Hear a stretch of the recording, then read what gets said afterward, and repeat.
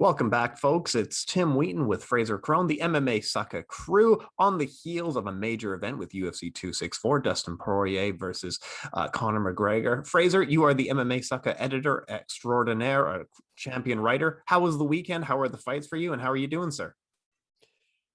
Yeah, there's a lot to talk about. I'm excited to get straight into it because there's so many different talking points from the main event. All down the main card, a couple of highlights on the undercard as well. So it's going to be a good one. Yeah, let's not waste any time. Let's jump right into it. Let's talk about the Grand Sumo tournament currently going on in Japan, because I think we're into day 14 in the sumo wrestling tournament, and I think a lot of good things are happening. I think Mongolia. No, let's. I actually don't know enough. But it's exciting because it's a 5 minute fight, which there has been. We clearly know we're going to talk about what happened in the fight exactly, but I think as you and I were alluding to, the narrative coming out of this is so big. And how do we even talk about a narrative this big? It's such an exciting fight to talk about, and the storylines in 2 years are going to be different than the storylines that we have today, right? Exactly, and I think almost breaking of the tibia and fibula, or the breaking of the leg of McGregor is arguably the best thing that could have happened to him, because he was losing that fight. It was officially scored on, I think, 2 out of the 3 scorecards was a 10-8. A lot of the media members and various people in the sport, I've listened to podcasts, I've read articles, they scored at 10-8 in favor of Poirier. And many thought that if that would have gone into the second round, you're looking at either much the same or a knockout against McGregor. So the narrative now of, we heard him sat on the floor screaming it was a doctor stoppage, say it was a doctor stoppage. On paper, maybe even in his, he said, and I think his coach John Kavanagh said, the second round is where, Conor would have really got into the fight, maybe even finished it. It's the good thing for Conor is that, the narrative now is I broke my leg and was forced to be pulled out of the fight. Not I was getting battered and, much the same would have happened. It was, I broke my leg. I physically couldn't continue. It's a doctor. In his head, it's a doctor stoppage. Mm-hmm. It's like, O'Malley, when he lost to Chito Vera, still regards himself as undefeated because it was an injury that's prevented him from really getting his game going. I think that's the best thing that could have happened in a way. Obviously, the best thing that could have happened, knocks Poirier out in the first round. But as far as if he's going to lose a fight, if it's a split decision, a knockout loss or a sub loss, there's always going to be an argument that Poirier won the fight fair and square. In his head now, the injuries prevented him from carrying on. It's a good narrative for McGregor and for Dana White in the UFC, because he's already alluded to the fourth fight, which personally I don't really have a great interest in. I think, although they fought probably under 3 rounds, really. Yep, that's across right. 3 fights, they fought less than just over 2 minutes or just over a minute in the first fight. Just under 2 minutes, yeah. Yeah. So, and then the best part of 7 or 8 minutes in the second fight, and obviously only 5 in this one. First fight aside, because that's at featherweight, it's 2014, I believe. They're both raw. You can almost put that one behind you. Since both of, they're in their prime now, both men, and Poirier has dominated each and every. I know he lost the first round, but he finished kind of fair and square in the second round in their second fight. This fight, 10-8 first round. Poirier is the better mixed martial artist. It's simple as that. But with the narrative of I broke my leg, I would have, the second round was my round. I was boxing the head off him. So, I think it's good for McGregor in a way, and like I say, good for Dana White in the UFC. And I completely agree with you. And do you remember the narrative coming into this fight was that Conor needs to put him away in the first round because Conor's not going to be able to compete with him in the second through 5th round. And now we're at the end of this fight, and Conor and his team and fans online are saying, oh man, he's lucky he didn't get to the second round, because that's when he really would have turned his game on. What? He did that in the Eddie Alvarez fight, and that's it. That's the only time he's ever favored in anything time outside of the first round. So to suddenly switch this narrative, like you said, it's a selling point for the 4th fight, which again, like you said, I completely agree in that I don't think Conor will have anything for him in the 4th fight. Now, what we're looking at down the line is Dustin Poirier will be fighting Charles Oliveira. Let's say he wins that fight. The UFC wants to set up a 4th fight. Conor needs to become the contender at lightweight.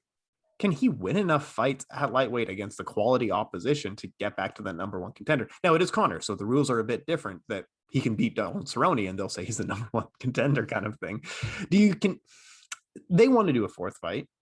Is this going to be like a Ken Shamrock, Royce Gracie, where it's like they're 85 years old in Bellator, or is this going to be happening next year? What do you see in the future? I think it all depends on how Poirier Oliveira plays out. If Poirier beats Oliveira, we think that's going to be in December. You know, our own Jeremy Brand spoke with Oliveira yesterday. It's on the YouTube channel to check that out. Mm-hmm. But if he beats Oliveira Poirier, I can't see a fourth fight going down. It's simply put, it's I know he's the cash cow, the money man. It's just not fair. You know, he's now coming off three straight finish losses. Three straight finish losses at 155 pounds. Mm-hmm. Hasn't looked competitive really. You know, either you know, he's 1-3 at 155. I think the worst thing to happen to him was the Eddie Alvarez domination. It was a phenomenal performance.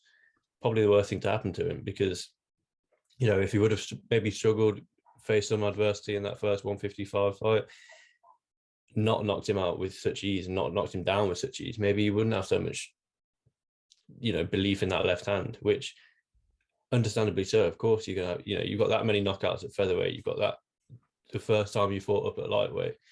You know, you were knocking Nate Diaz down, bloodying him up at 170. Mm-hmm. But bloodying Nate Diaz up isn't exactly an achievement. You know, I think almost everybody Nate Diaz has ever fought has cut him in some way, shape, or form. Yeah. So, I'm echoing what you're saying. I think he's got to face. If I'm the UFC, I keep him away from Michael Chandler. I keep him away from Dan Hooker. I keep him away from Justin Gaethje. There's obviously something between him and RDA backstage after the weigh-ins, it was after the weigh-ins. So that's a fight to make, because the RDA isn't, you know, they're obviously preparing that fight. You've got the narrative of they've already done the press conference. RDA pulled out with the injury. Conor obviously now suffered the injury. So that, if he's going to stick around to try and make another shot at the title, I think that's probably the fight to make, because RDA, irrespective of the likelihood, is RDA will likely compete before Conor does, just through, you know, not wanting to be too inactive. But if he's not interested in the title fight, it's the Nate Diaz 3 fight for me. It's not at 170. I don't have really any interest in seeing Conor at 170. He's a 155er. Nate's, yeah. To be honest, they're 165ers, both of them. Yeah, both. And I think I alluded to, I can't remember if it was you know, with all the pandemic and whatnot, it's all merged into one. But I put an article out every January, you know, 10 outlandish predictions for the year. And I mean, last year was a nightmare because of everything that was going on. But I predicted that Conor and Nate would fight each other for the inaugural 165-pound belt. Why not? You know, it makes no sense to go 135, 145, 155, 170, 185. I've never understood that. Increments of 10 until you, and even when you get to heavyweight, I think we should be in. That's another conversation for another day. But there can't be a disparity from, you know, 207 pounds to 265. Hypothetically speaking, you could have two men fight at those weights. It doesn't make any sense. But yeah, coming back to Conor McGregor, I think to get a title shot straight away, yes, he's the money man, but you're going to upset and you're going to fall out with a lot of fighters. You know, you've got, I was listening to, I think it was Brendan Schaub's podcast yesterday. Does he beat anyone in the top 10? You know, they're all tough. Islam Makhachev, tough matchup stylistically for him. Gregor Gillespie, tough stylistic matchup for him. Dan Hooker, long, rangy. If he can, how Dan Hooker did against Dustin Poirier would suggest, I know styles make fights and you can't, you know, it's the MMA math doesn't always work out, but he would give Conor a tough night at the office. Michael Chandler, pressure fighter. Conor likely struggle. Don't put him anywhere just near Justin Gaethje if you want him to progress on from there, because Gaethje, probably the hardest hitter at 155. Mm-hmm. One punch knockout power wise. You know, Poirier does knock people out, but more often than not, it's the peppering style, the the multiple shots. But Gaethje, we saw against Barboza the one punch knockout power. Mm-hmm. So you're then looking at, Conor's ranked what, 5 or 6 now, Something like that, 7 maybe. yeah, exactly. 7, So you can't give the 7th ranked guy a title shot coming off 3 straight losses at the weight class. Coming off 3 straight losses, yeah. But I completely agree with you in that. Like at lightweight, the things that we all talk about, what's next for Conor, and they're like late career journeymen in Jorge Masvidal and Nate Diaz, rather than really challenging opponents. But yeah, I mean, how he does against the top 5, Rafael dos Anjos is potentially a winnable fight for him, depending on where RDA is at in his career. If they're in their primes, it's a very different fight and it's a very different conversation. But RDA is kind of on the other side of his career at this point. Tony Ferguson is on the other side of his career. Beneil Dariush, potentially that's winnable for Conor. However, if you were talking like Justin Gaethje, Dustin Poirier, Charles Oliveira, I'd probably pick all 3 of those guys against Conor. But that's even picking him on Saturday night. I don't know what kind of condition he's going to be in when he starts recovering in January of next year. It's going to be a little ways away. But yeah, what we saw in this fight was actually quite a bit of what we did talk about ahead of time. We saw Ninja Conor coming in. He was using varied kick. He was using a lot of different body kicks and leg kicks and was landing quite heavily. He had major success within the first minute of the fight. Now we have some technical breakdown slides here, and I'm so excited. Let's jump right in, Frazer. Yeah, exactly. So one of the things that I did notice, just I haven't actually got a slide on this, but the first thing he threw in the first fight, the hook kick. The second fight was a strange start to the fight when he rushed over to Poirier, but Herb Dean stopped him, moved him back, then he rushed in again, and he's in the low stance to bend. So that, I wouldn't say it's an adrenaline dump by any means, but he's in the head, right, I'm ready for combat. Oh no, wait, I've got to stop. All right, now that was a strange start to the fight. This fight, he came out, obviously no touch of gloves, and like last time, comes out, spinning back kick. Then he feints, he loads the hip again, he feints the hip, similar to what we see O'Malley doing a lot. He sort of feints the hip, then he does another spinning back kick. These are vintage Conor moves. With that being said, they're, like we spoke about on our breakdown of the main event, they're pre-Nate Diaz Conor moves. They're big movements. Although, of course he's going to have, I'd say, let's think about it, 100% of a gas tank. As soon as he's throwing those, he's got 100% because it's the first strike he's throwing in the fight. But each one of those, he's thrown 2. He's throwing multiple, like you say, multiple teep kicks, big power leg kicks. These are all gas tank draining techniques. But for someone that notoriously hasn't got a great gas tank, it was good to see the vintage Conor, like you said, the flowy, the karate style. But going further in the fight, I think he would have been done anyway. But I'll get into the breakdown that I've. Yeah, and I do agree with you. He was throwing a lot of those kicks when Dustin was circling out, and then you throw the spinning kick to the circling side. So you're circling away from your opponent's power, and then they throw a kind of a spinning kick to that side. And it's good setup, but I think Dustin knew what was going to happen. He knew if I circled out this way, he's probably going to throw the kick, and he blocked almost all of them, right? Okay. Exactly, yeah. So here we've got, you can already tell the difference. We're 20 seconds into the fight here, and obviously we've got McGregor on the left in the green. Obviously they're slightly further apart. They're not in the pocket with each other. They're still obviously going to be finding the range, but this is already after the 2 spin kicks have landed. Yes, they haven't landed flush, but they've landed to the arms. If you just look at the stance of McGregor here, the lead leg, the right leg here, not nearly as heavy as it was in the second fight. So you've got less weight going through that lead leg, which means that if needs be, you can push off it and just get out of range, like we see Max Holloway do often, where he's just out of range from the strikes, and then he can get back into range to land his strikes. Again, this is now best part of 1:20, and no real pressure on that lead leg. Yes, obviously there is pressure because there has to be pressure for him to stand up, but it's not nearly as bent, and it's not nearly as heavy a boxing stance as we saw in the second fight. Now look, so this is the comparison. We saw the 2 slides ago. Look, so this is 20 seconds into the fight.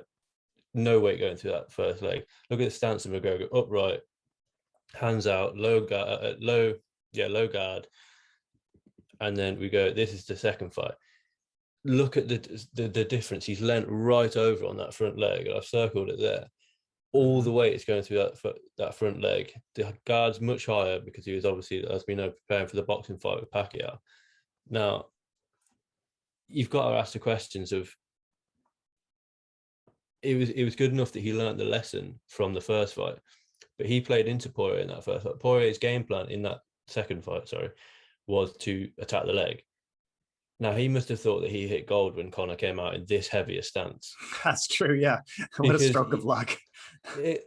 That's what it is. Let's be honest. Attacking the leg of McGregor is a good game plan. But when he comes out and puts that much weight on the lead leg, Poirier must have been absolutely over the moon with it, because you'd probably expect him to come out in a heavy boxing stance. Maybe Poirier had some information that he was preparing for the boxing match, but there was no way that he would have. We've never seen McGregor in that heavier stance, and he's hit gold as soon as he comes up. This is 25 seconds into the bout. It's high guard, all the weight. There's almost no weight going through his back leg. He's almost balancing on his lead leg, so he's there to be kicked all day. And obviously, he did learn his lesson, as we see in the third. Look, this is the third fight. Almost no weight. If he does get kicked, it's much easier to lift the leg up or to check it because there's no weight going through it. Now, again, it's just another example. This is at the end of the first round of the second fight. Still, despite having the leg kicks from underneath him, he's in the mindset here. I'm in my boxing stance. I've got the weight. If you look here, the left leg, the back leg, it's just the toes that are on the mat. So all the weight is, and he's completely flat-footed on his right foot on his lead leg. So all the weight is going through that leg. Poirier's going to kick that all day, and McGregor's almost lucky that in the second round it finished, because he was just getting that leg kicked from underneath him the entire time. It's like I say, it's lucky for Poirier, that McGregor came out in such a heavy stance in the second fight. But these things happen. Now, this is a. So he came out with a different stance. Clearly, so if you're a fighter looking across the octagon, you can see the stance and recognize this guy is probably 100%. Not looking to box with me. He's looking to kick, and you can clearly see that just based on the stance, right? 100%. And like we say, he came out with 2 spinning spinning round kicks to the body, and a sort of, he was loading the hip and feinting. He's coming out with the teep kicks, like you mentioned, but he's still making the same mistakes as he made in the first round, in the second fight. So we know, Poirier was timing McGregor's lazy rocks. McGregor put the right jab out there, as a bit of a rangefinder, maybe not even to land it, to then set up the left hand. But Poirier was countering the lazy sort of flick jab with the right, and we see it again here. This is 25 seconds into the fight. Poirier is already landing exactly what he landed in the second fight. The exact same combination, isn't it? And look, you can tell it's right on the side of the head. It's right behind the ear. Where in McGregor's hands, you've got, my mistake. Apologies. Yeah. Where in McGregor's hands, they're down. He's obviously throwing the left here, missed, and Poirier's coming across with the right hook. There was something, I can't remember if it was from the last fight or in the fallout of the last fight, or in the build up to this one. But Poirier said that even in the clinch, we spoke about it, and I'm happy to admit that I thought McGregor would have done much better in the clinch. He did well in the clinch in the second fight. He landed the elbows, he landed his shoulder strikes. He didn't seem to be dominated, but Poirier said he's not strong in the clinch at all. But so Poirier was, and he felt McGregor's best shots. Yes, he probably got buzzed by them, but I think, any flush left hand from someone that hits as hard as Conor is going to get buzzed by them. It's clearly not enough. Look, he's happy to stay. He was much more happy to stay in the pocket, arguably because he felt McGregor's shots in the last fight. Size matters in this realm of if Dustin goes into the fight knowing, oh, if worst comes to worst, I can get him in the clinch, I can hold him there. And I think that's McGregor's downfall in this. And now we see here, this is the sequence that leads up to, you know, before the fight, oh, I don't count submissions on my record. The first one to shoot is XYZ. Conor was rocked here, in my opinion. Middle of the octagon. And at the end of the day, you know, we laugh and joke, oh, you know, I only count knockouts. I'm 19-1 or whatever he said.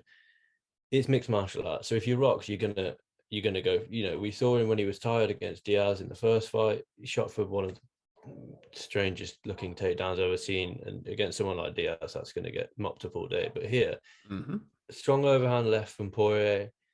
Then there was a right hook. Then the straight left. But if you look at McGregor's feet here, he hasn't really got his feet under him. Yeah.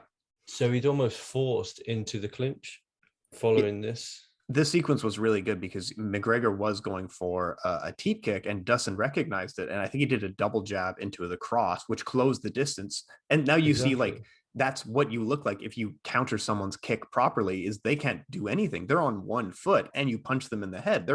They look like this. This is what happens, right? You know, and I 100% agree. And I think, you know, if McGregor was, you know, he's in a wider stance in this fight, and we see it here. Look, you know, the wide that there is, he's gone for the left hand. He's missed. Dustin's just timed it right and caught him. But if he had an even wider stance, he'd be able to shoot. There's a lot of the octagon behind him, but he can't make it because he hasn't got his feet under him. So he could, you know, you can circle out to the left, you can circle out to the right, but because he's been buzzed by the overhand left, he's been slightly caught with a right hook, and now look, the second overhand left here, that's flush on his chin. Yep. He's being forced into the clinch situation that we have here. So he shells up a little bit. He shells up after getting hit a couple of times, right? Exactly. And you can tell, look, the right hand is already coming where the arrow is here to shoot under the armpit of Dustin Poirier. The weight is going through the back leg, so he's going to get the drive. In hindsight, he could have even gone for a takedown here. If you look at Poirier's left foot, there's all the weight's on his right leg. That's not in Conor McGregor's repertoire. If this was Khabib, Poirier's down on the mat against the fence, getting smashed on bottom. If it's Makhachev, if it's Gillespie, probably if it's a lot of the division, this is following the 3 or 4 punch combo that Poirier's just thrown. So his gas tank's going to be, you know, depleting. He's going to be slightly off balance because he's having to move, because McGregor's not just stood there. He's going to be slight. And look, all the weight there is through the left foot. He can, instead of where the arrow is here, shooting under the armpit, he can shoot to the lead leg. Yes, he might catch an uppercut on the way in, but he's already caught 3 or 4 shots here. Yeah. And like you said, Poirier is fully committed. That takedown should have been quite an easy, smooth takedown. That was like Georges St. Pierre's best timing, is he would duck under when people committed to strikes. Exactly. That's when you want to go for a takedown. And you're not telling me that GSP would, in this situation, not be able to look at the weight that you can see the muscle flex on his rear leg here. He can push off that. And even if he just pushes Poirier away, on Poirier's hips, Poirier's not going to be able, because both of Poirier's arms are pretty much over the top of McGregor. If he just pushes him away, puts both of his hands on Poirier's hips and pushes him away, the weight that Poirier is coming forward, if he just changes the angle, he can almost push Poirier towards the fence and get a little bit of separation, a little bit of distance. But here, I genuinely think that he was rocked by those punches. They're clean punches from a big. Poirier probably weighed 165, 170 on the night. Yep. And he's a banger. Guy. He's knocked dudes out before, right? Like, he has major power. But we also can see from this next slide that straight away, so if you look at the timestamp, 3 minutes 30, he shoots for the clinch.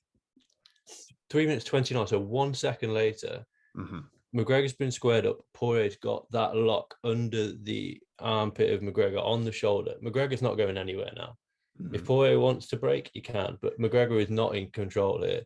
You can see the torque on the back muscles are flexing on Poirier there, and he's sort of almost ripping the elbow around, the shoulder around, and the elbow of McGregor. McGregor's completely, Poirier is in control here. He knows, McGregor has not got the strength to do it. And even if I know it's not the best angle, but even if you just look at the size of Poirier's back here against the size of McGregor's frame, of course you're going to be able to manipulate him a lot better than McGregor from this situation as well. And now McGregor's got himself into, yes, he's got the underhook, but he's not able to do anything because Poirier's talking so hard on his shoulder. He's not able to pull free if he wants. He's not able to spin Poirier around. And if he does, Poirier's still got that torque. And it's what I think John Jones did it with Teixeira when they fought. Yep. He talks the shoulder. And it's just an uncomfortable position to be in. Yeah. So, and that's what Poirier knows. And they clinched a lot in the second fight. Poirier knows that he's got the strength advantage over McGregor. So he's happy to, when McGregor in this last one, when he shot Poirier, could have, he was happy to accept the clinch. Conor goes under, Poirier straight away wraps the shoulder, and he's happy to stay in the clinch with him because he knows he's got the size advantage. He knows he's got the strength advantage. So, I think it was a strange decision by McGregor, but at the same time, I think it was because he was rocked. I agree. Yeah, clinching wasn't probably, clinching in those conditions, it was either a takedown or you stay standing kind of thing. But he knew the strength of Dustin Poirier, that if you are in a 1-to-1, 50-50 kind of exchange, Dustin Poirier, and you can see it from the photo, even look at the calf size. Like, Dustin Poirier is way bigger than Conor McGregor. Presumably, he's a lot stronger. And you can see the difference right here in your slide. This is brilliant. Absolutely. Exactly. And then obviously I haven't got anything on the guillotine, but that was never in doubt. Yeah, exactly. You're going up against Dustin, who's rolling with black belts every day, and it's one of those. I think it was more almost a time wasting. I've got the guillotine.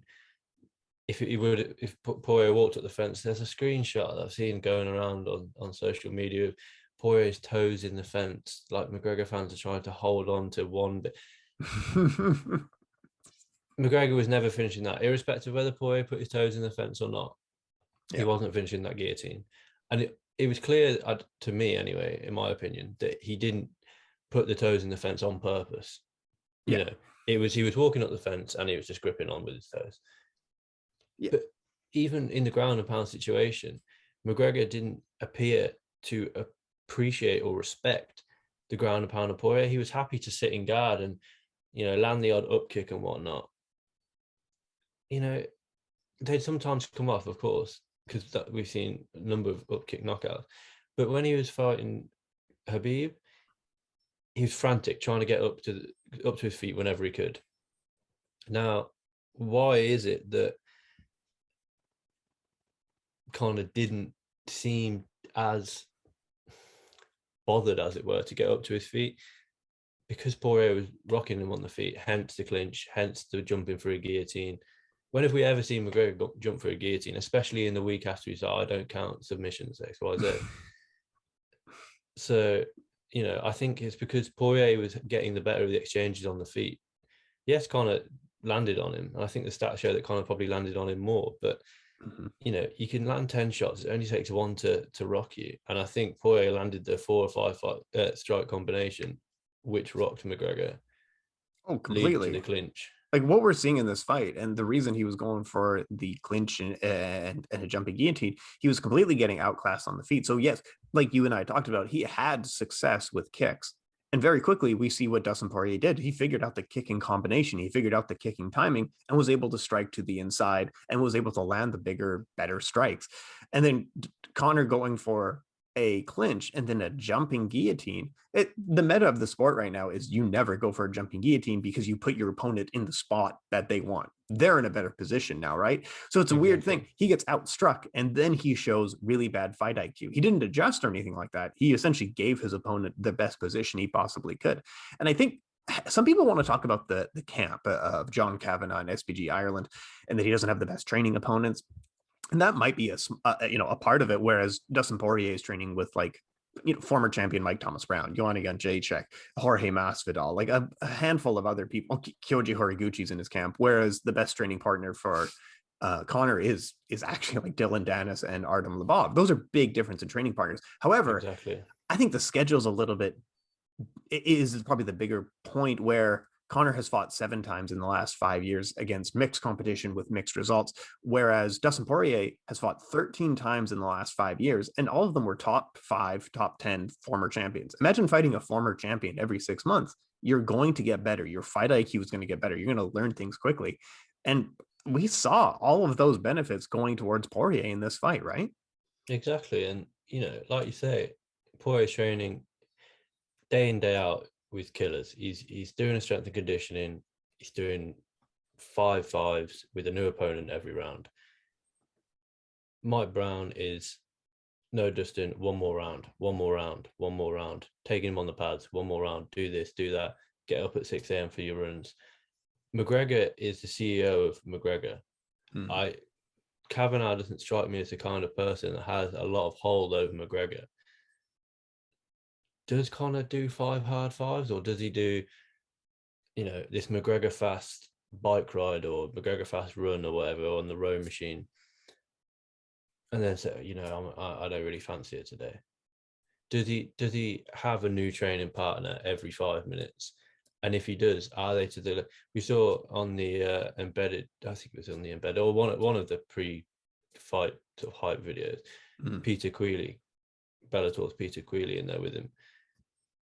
Does Peter Queally push him every single day? And if he does, that's only one person, And should he be going to a bigger he wouldn't fit in an ATT because he's Conor McGregor.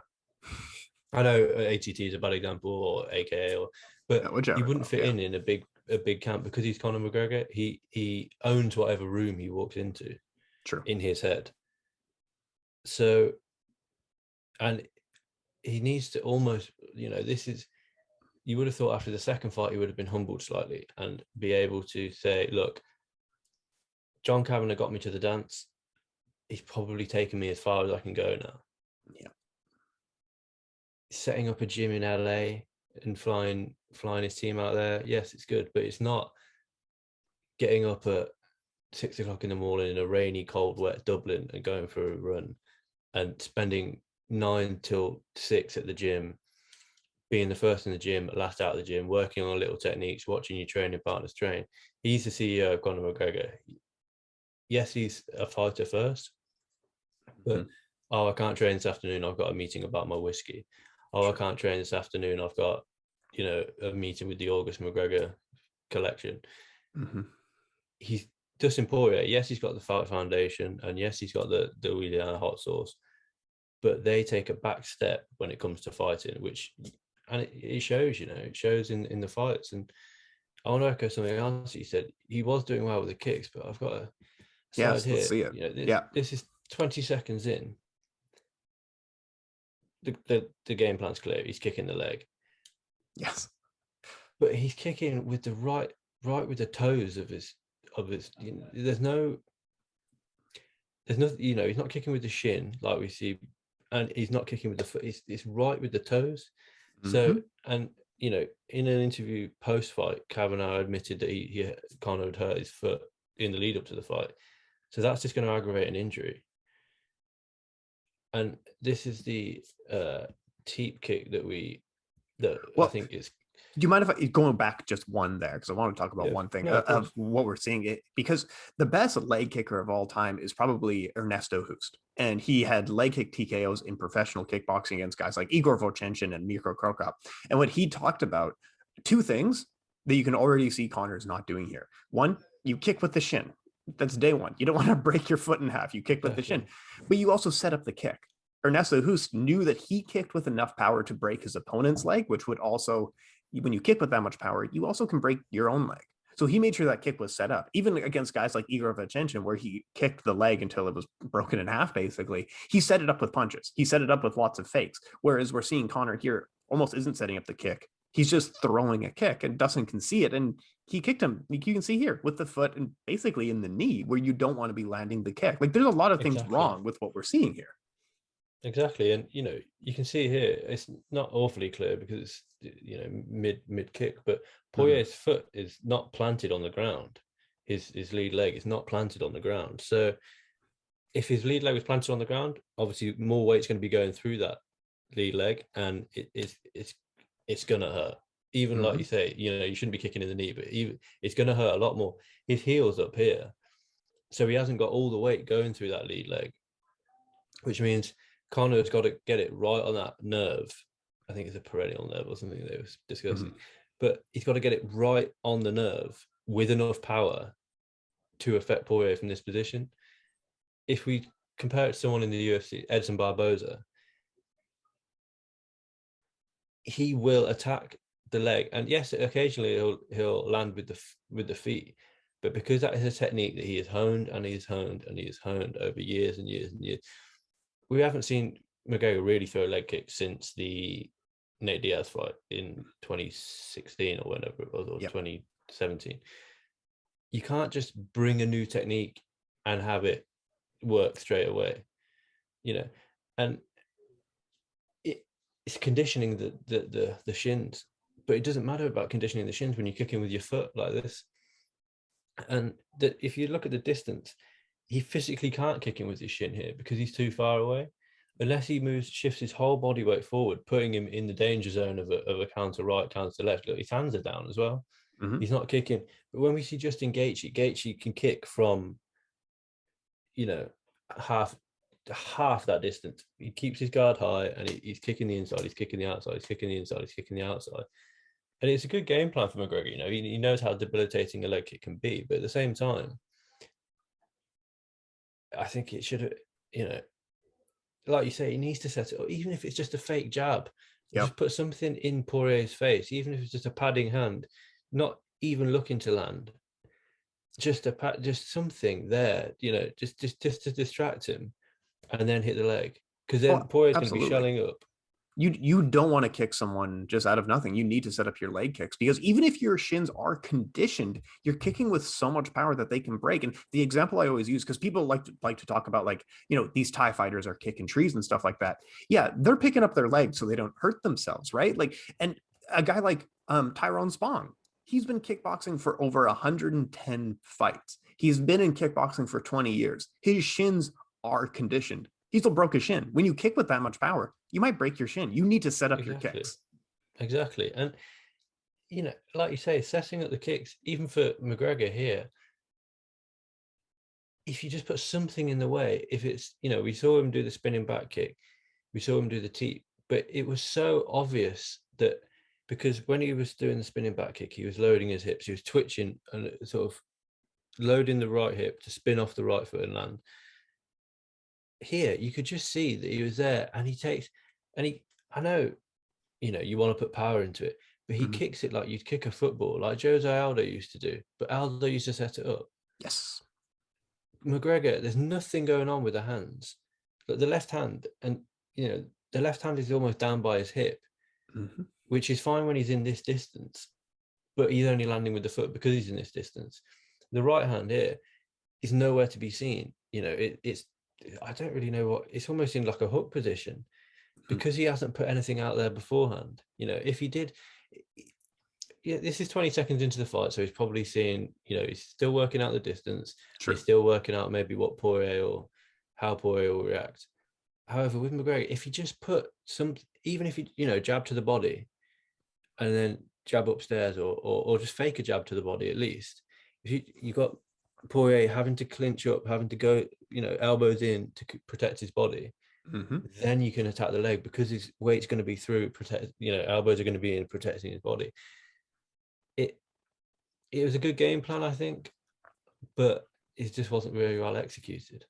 And I like you say, totally agree. with the teep kicks and stuff, I thought it was a great game plan.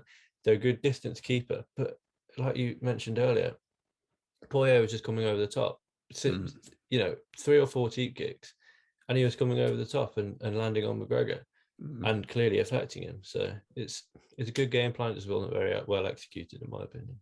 I totally agree. You had more slides though. Let's see what else you Yeah, I've got. just got the last one here, which is, obviously we know that it led to a TKO. Online. It's down as a TKO, not a doctor stoppage. So McGregor won't be happy about that. But Yeah. this is where Kavanagh thinks that McGregor broke his leg.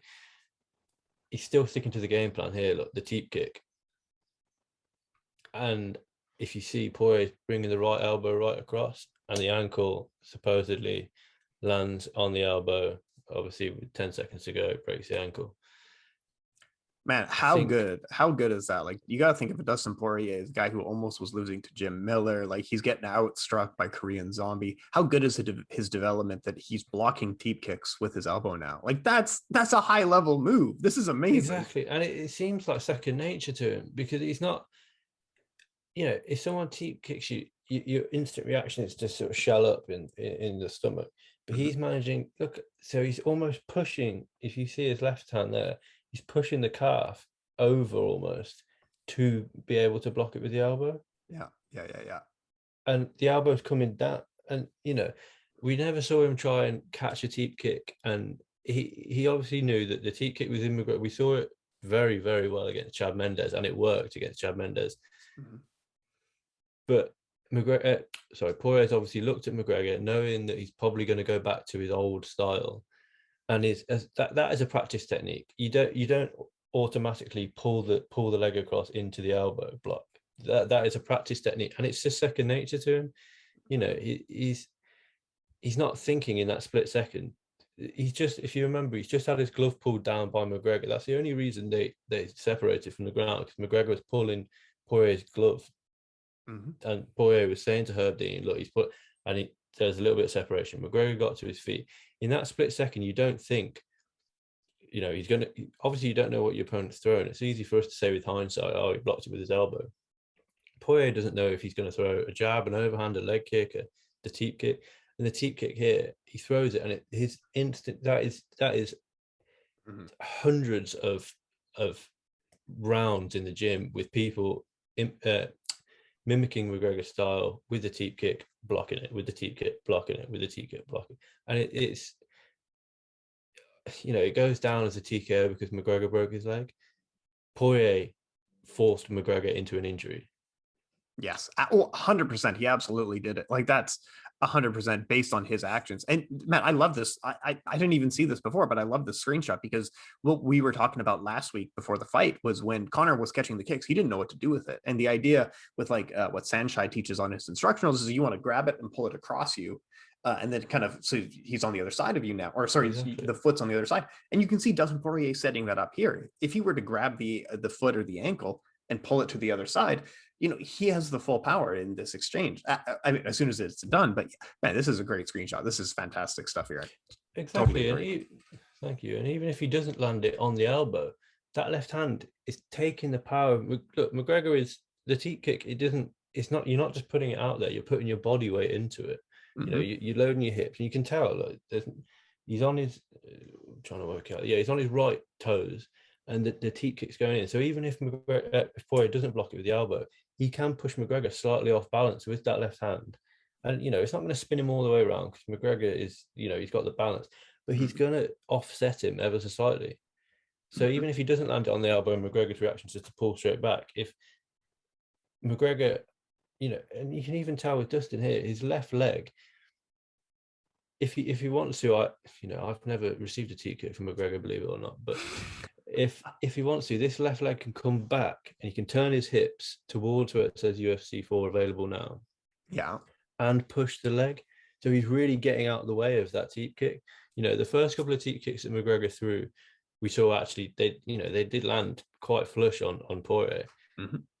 They're you're never going to knock Dustin Poirier out, hypothetically speaking, with a teep kick. You're not going to finish him with teep kicks, but they're going to take their toll over the fight, and he's learned it. Like, this is 4 minutes like into the fight. Best part, the round's pretty much ended. 5 minutes into the fight, he's learning. He's got his flow. He's got his rhythm. He's got the distance though Yep. to be able to look. If that left leg's off the ground, he can sort of pirouette out on the right foot and push away with his left hand. But luckily for him, landed it on the elbow, broken ankle.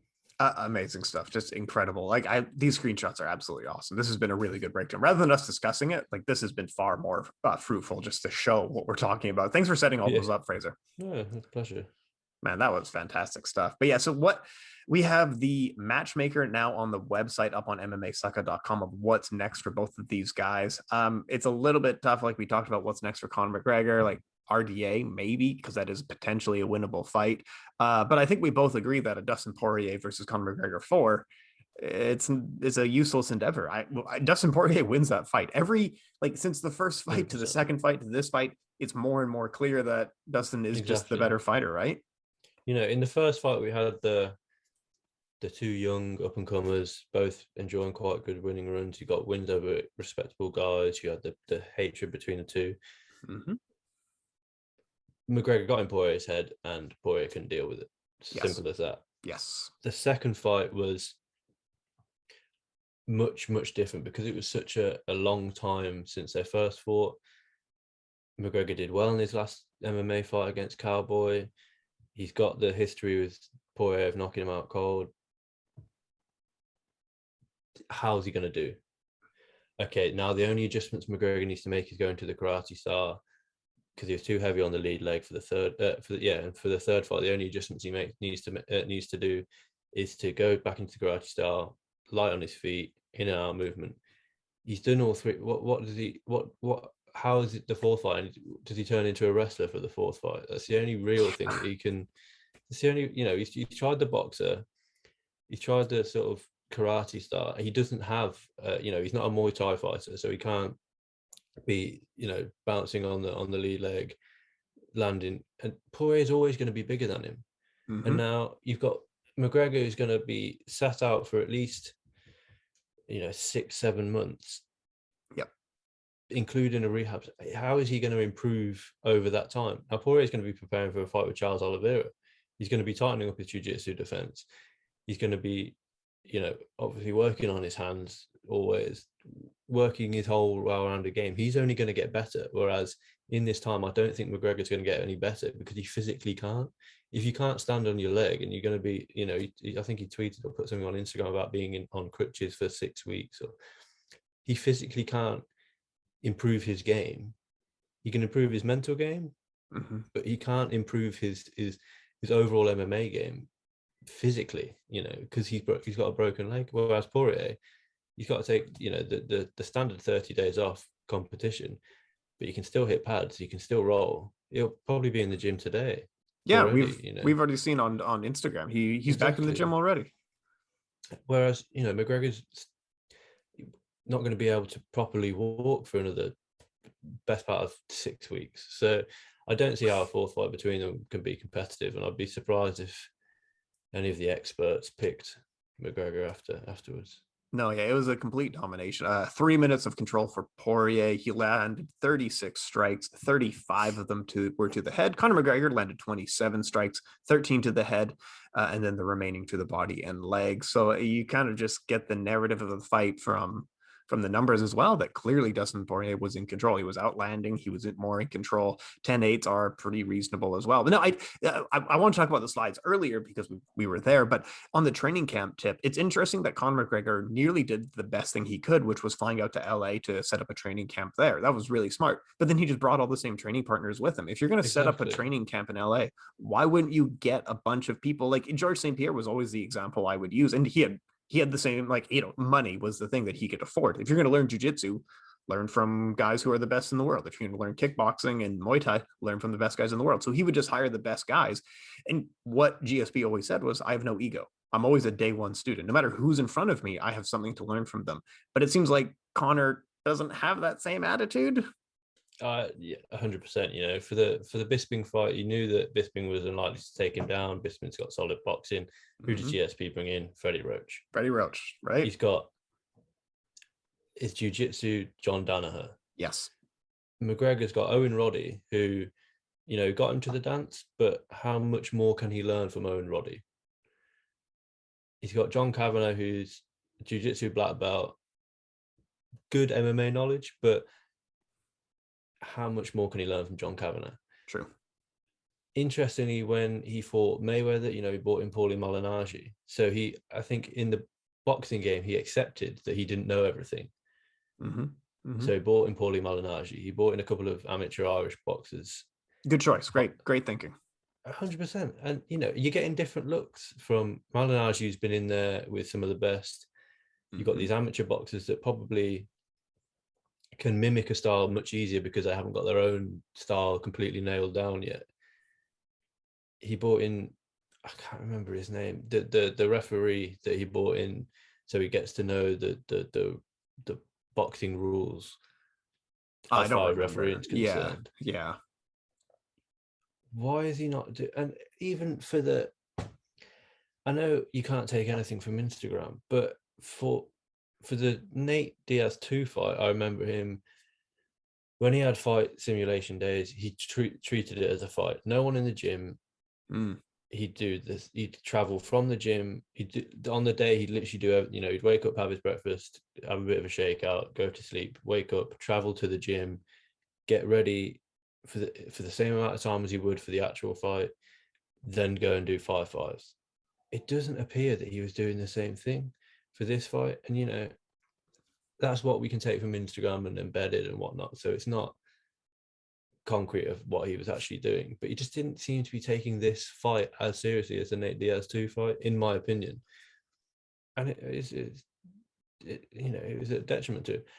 Mm-hmm. Also, a fourth fight, going back to that, Mm-hmm. if I was Dustin Poirier, not a chance I take that fourth fight because yeah, I suppose it's difficult. There's two ways to look at it. You don't take the fourth fight because of everything he said in the post fight. I thought that was disgusting. It was ugly scenes. You've got 2 kids. Poirier's got a child. Do Yeah. you really want your 2 kids seeing that, growing up, knowing that you're saying that I'll kill you in your sleep and all this and doing the gun? He's a poor loser. Like, that was garbage. I think it was awful, but at the same time, what's Joe Rogan doing interviewing him? I can't. The man's just broken his leg. Why did Joe Rogan not interview Chris Weidman when he broke his leg against Uriah Hall? It's, yes, he was in. It was a much worse break, but it's a broken leg. It's a broken leg. It's a broken. It's still. Rogan was doing that. Maybe he got told in his ear from someone, make sure you get a soundbite of Conor. But I cannot understand why Rogan did that. And no one would have said anything if you just interviewed Poirier And let him, yeah. and went back to the desk. No one would have said, why didn't you interview McGregor? Oh, I didn't interview McGregor because he just broken his leg. He needs to be seen by the doctors. Of course. And just can't understand it. And I think Conor was yelling in the cage. He was being quite frantic in the cage. Going up to the fight, like some of the analysts, like Teddy Atlas and these types, were saying, like, this guy just seems insecure. He doesn't seem confident. Like, that's why he's yelling. And then at the end of the fight, he was doing the same thing again. But I can't relate. Like, I know that, hey, be a gracious loser. But I also can't relate to the feeling of millions of people have just paid to watch me fight, and then I broke my ankle. I can't relate to that feeling. So him yelling in the cage, like, maybe that's a thing that I would do too if that were to happen to me. I've never been there before. But yeah, exactly. he clearly wanted to be interviewed, right? He's yelling at Dustin during his interview, which is just an insane thing to do. Like, I kept writing into the article because of how surreal it is that, like, these two are trash talking while his leg is still in a splint. This sport is surreal sometimes. Conor McGregor is surreal, man. Exactly. And it's the narrative now around Conor. If he had, because if he would have just, Weidman wasn't saying to I'm using that as an example because obviously that's the most recent leg, or Anderson Silva when he broke, they weren't still saying, oh, if I hadn't broken my leg, I would still have, won the fight. The narrative now is McGregor set his own narrative. Like we saw Ronda Rousey post on, I think it was Twitter, when she commented to McGregor, he's already setting up the next fight. If I hadn't I was boxing the head off him, I was kicking the legs off him, he didn't check anything. If I hadn't broken my leg, I would have won the fight. So he's already making the excuse that no one can deny him the excuse. If he hadn't broken his leg, the fight would have continued. And it's easy to say McGregor's first round is better. We don't know what would have happened in that second round, which is good for McGregor. But yeah, MMA history tells us if you have a 10-8 first round, the chances of you coming on in the second round, third round, fourth round, especially knowing McGregor's cardio and his conditioning, it tells us that fight was going one way.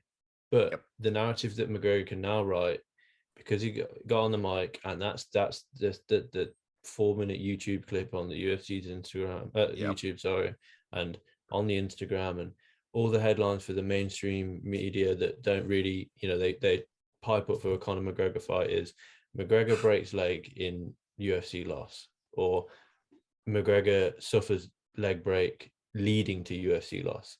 Yep. So the casual fan that didn't really watch the fight, or maybe only watches McGregor fights, the only reason he lost is because he broke his leg. They have to rematch. It's only fair if they rematch. When in And reality, it was yeah, going one way. no, absolutely. If you can set up that narrative, but I just don't know why Conor would even want that narrative. In terms of like, why do you want to fight Dustin again, dude? Every time that you fight this guy, like you got knocked out last time. This time you broke your leg in a fight where you weren't winning at all. Dude, don't fight Dustin again for your health. But yeah, I'm just looking on TikTok now. The official UFC account has the post-fight interview with 5.5 million views. And like the video on either side of it have about less than a million views. So this one have nearly 6 million views already. Like, yeah, you created a viral moment. You did. You absolutely did, and hyped up whatever fight you have next. But at the end of the day, I think you and I are a little bit more purist in terms of like, this isn't pro wrestling. If you drew like a scale, one side is pro wrestling and the other side is martial arts, you and I are probably a lot closer to the martial arts side, right? And I think that's, you want honor and you want respect, because this sport is so dangerous that if you don't show honor and respect, you're going to hurt yourself and you're going to hurt the other person. You need to have an underlying kind of show honor, be a gracious loser kind of thing. But that's just you and I. If we had a third person here, they totally disagree with this narrative, correct? Exactly, yeah. And I think, we saw going down the card, we've still got plenty to talk about, Oh my God, man. It's never going to happen. We don't have time for that. Exactly. But going down the card, Aldana, she missed weight. She got the KO victory, but she was gracious in defeat. She's straight on the mic apologizing for missing weight. Won't happen again. Right. Yeah. Gilbert Burns and Stephen Thompson, fairly boring fight. Will I go back and watch it? Probably not. Messy fight. It's hard to fight Stephen Thompson. You need to make a messy fight. Yeah. But there was no bad blood going into that. They did a solid face-off. Mm-hmm. You could tell the intensity was there. That was a competition between two top athletes. Tuivasa and Greg Hardy was what it was. That was crazy for exactly, and that's what we said. We said it was either going to be the cardio or who lands first. Yeah. Who landed first? Ironically, it was Hardy that landed first. Had Tuivasa dancing a bit. Tuivasa, too experienced. You don't rush in there against him. Yeah. Sean O'Malley, for all his antics and whatnot, strange fight that one. Because just quickly, what did you think on the stoppage for the O'Malley Moutinho fight? I thought it was fine, but everyone online was saying like, you've already let him go 14 and a half minutes. Just let him finish the fight. And like, even Dana White said, stop it in the second round. This should have been stopped earlier, but because you didn't stop it earlier isn't really a reason to like, well, let it go the full 15. You really should have stopped. Even the first round would have been okay to stop it. Yeah. What did you think? Well, originally I tweeted saying, let him go to a decision. He's taken this many shots. He wasn't taking any more shots, I didn't think, in the lead up to the finish than he had done in the first or second rounds.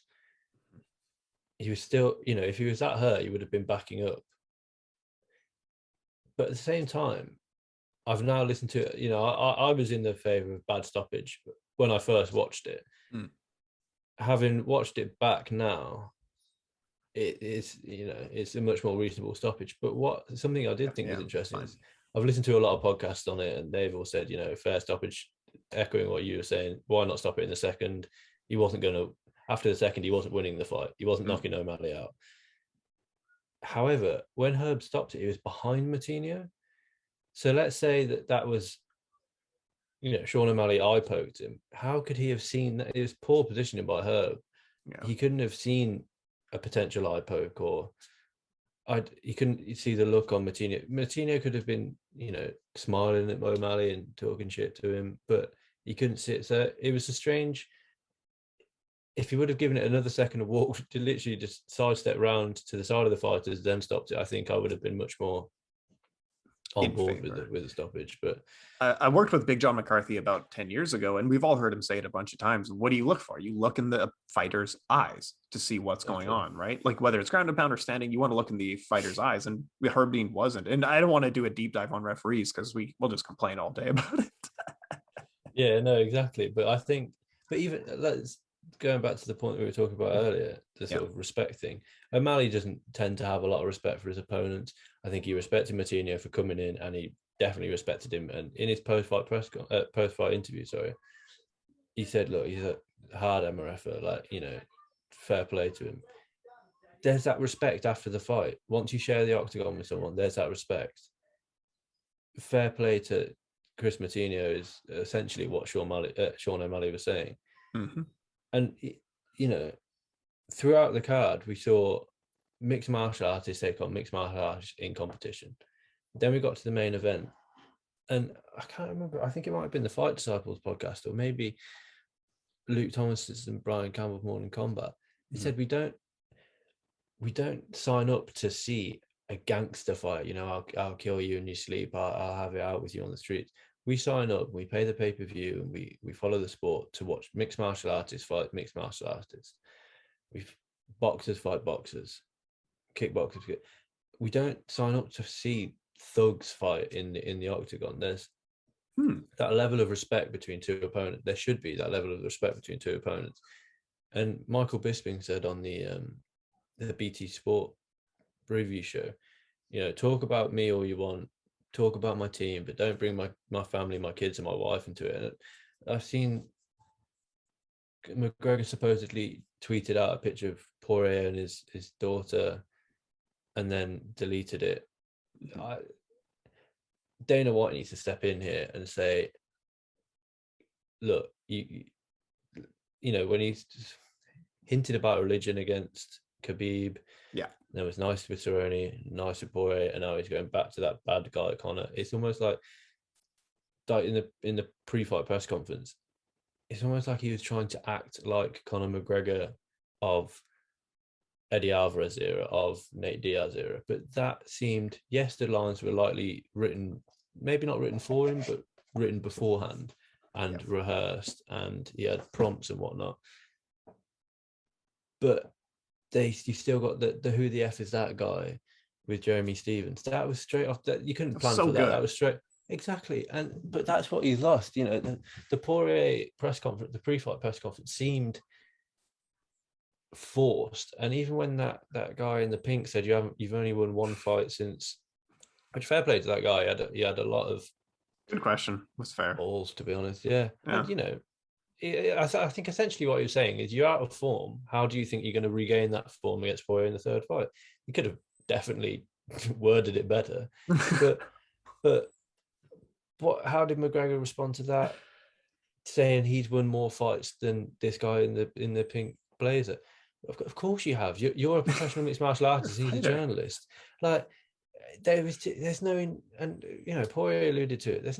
It's weak. It was either do one or the other. Either be the nice guy that, you know, no one was annoyed at him being the nice guy. It was refreshing to see, and the results just weren't there when he was the nice guy against Poirier. Yeah. But then, or be the quick-witted, quick-thinking banter McGregor, where he's quickly sniping back at you. He's got the lines that he wants to say if they present themselves, but if not, so be it. Mm-hmm. Don't try and react to the situation where, and to be honest, in my opinion, the press conference was painful. It was McGregor trying to play McGregor and Poirier just being himself. And Poirier played it brilliantly. He didn't bite on almost anything that McGregor did. And when he did, with the McGregor sleep sort of line, fantastic. Bang on, exactly. And he probably did have that in the back of his mind saying, oh, you know, McGregor fast, McGregor sleep, I'll put him to sleep.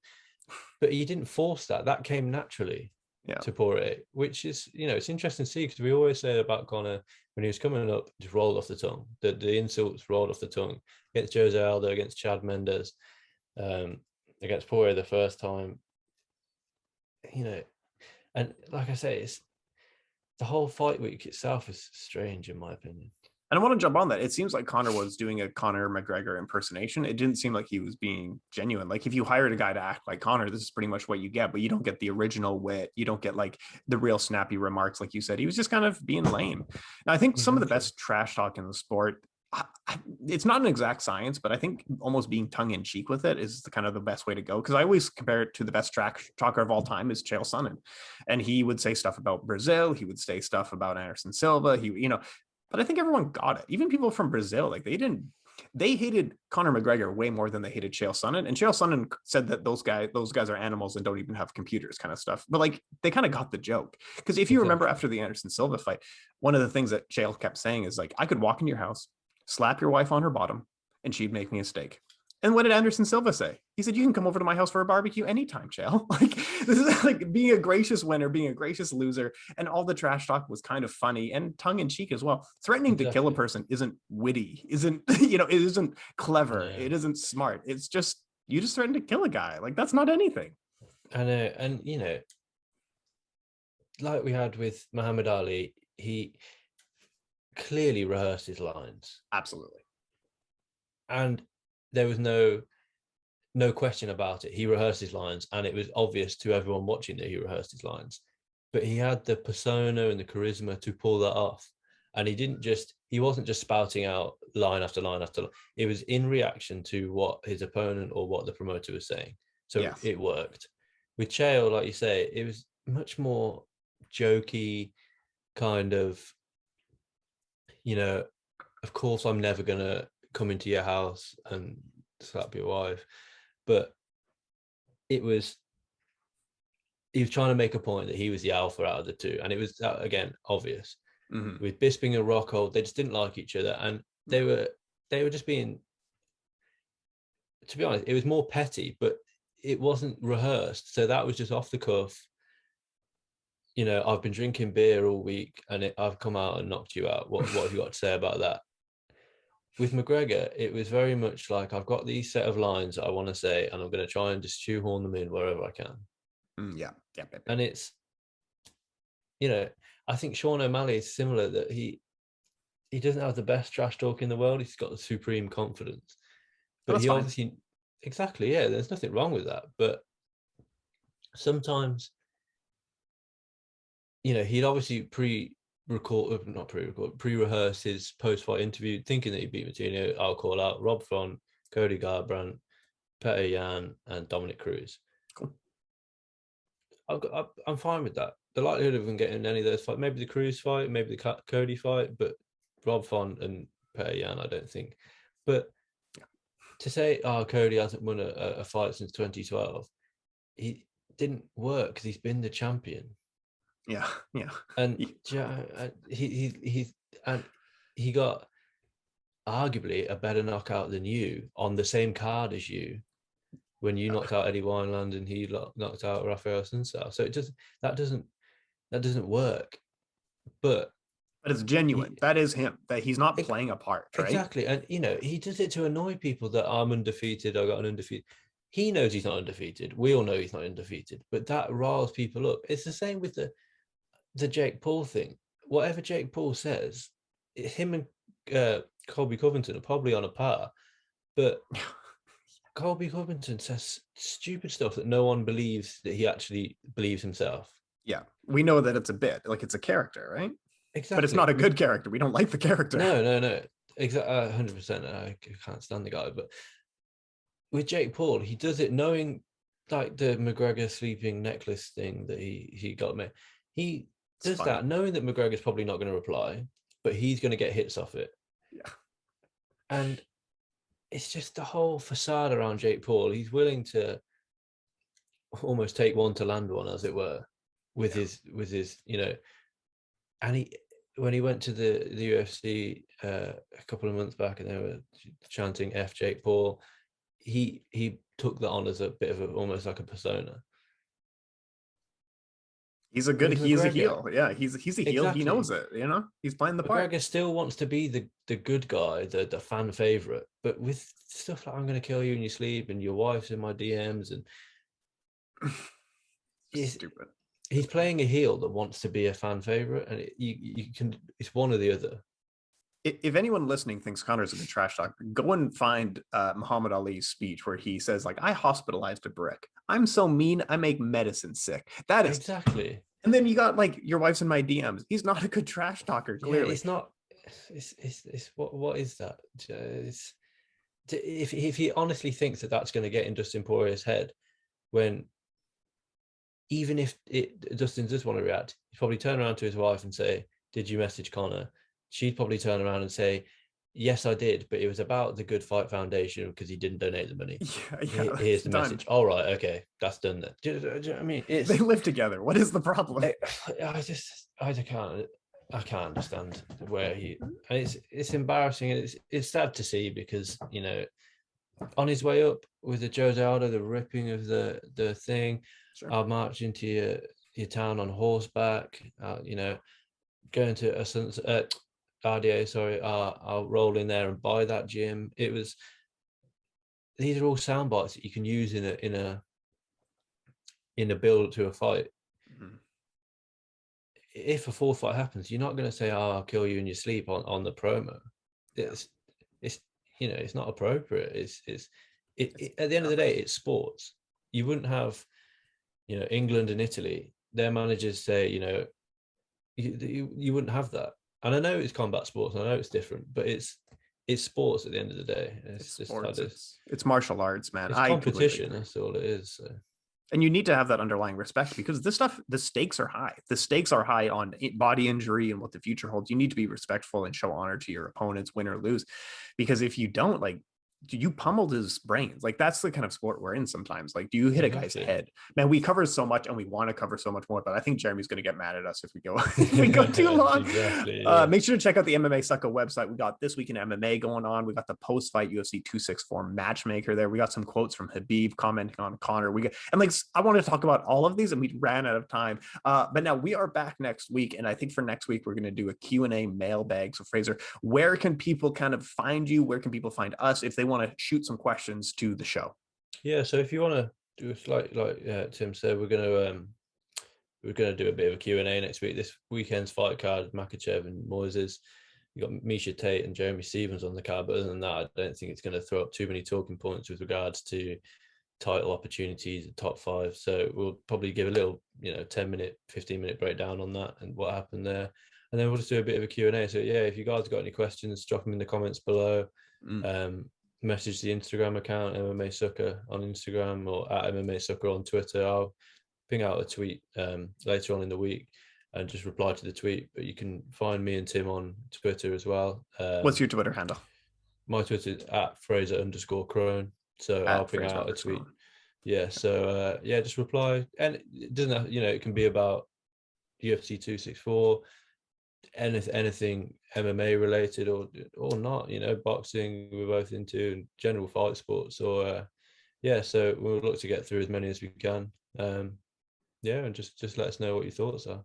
Awesome. Check out the MMA Sucker website. Send messages to us at Tim Wheaton MMA or Frazer_Krohn on Twitter. Instagram works as well. But we will send out a tweet later in the week. Folks, thanks for listening. Thanks for your time. Cheers, lads. Thank you.